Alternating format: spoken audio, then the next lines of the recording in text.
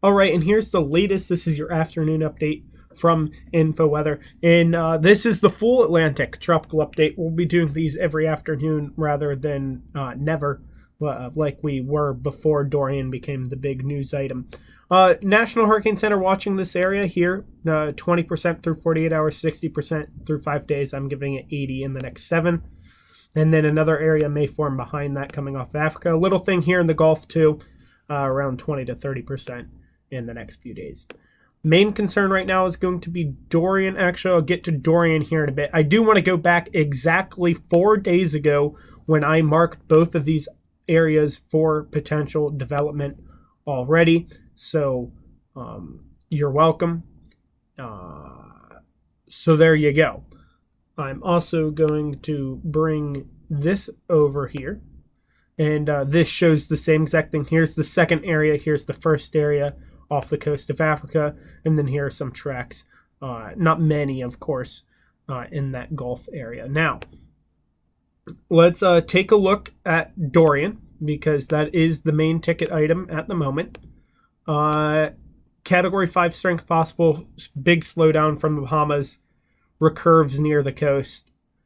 Nothing new yet.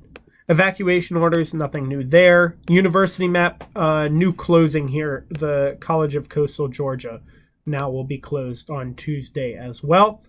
Worst case wind scenario, I have adjusted it to reflect better the recurve chances. So major hurricane force winds only for a little bit off there on the Florida coast. Hurricane force winds, tropical storm force winds. Speaking of the Florida coast, we do have some watches and warnings now in effect across the area, including parts of South Florida, now with a tropical storm watch. At this time, expect that to continue up the coast as the next few days move along. And our last thing we're going to look at is the rainfall. Rainfall greater than 6 inches possible all the way from about the end of that watch box up to North Carolina. So let's take a look here at this here. As you can see, European models continue to trend out to sea, but many of them still being super close to the coast.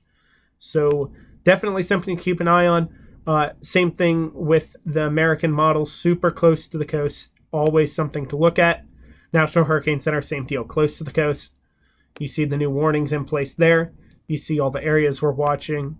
That was supposed to be the rainfall graphic. So here's the rainfall graphic from the Weather Prediction Center.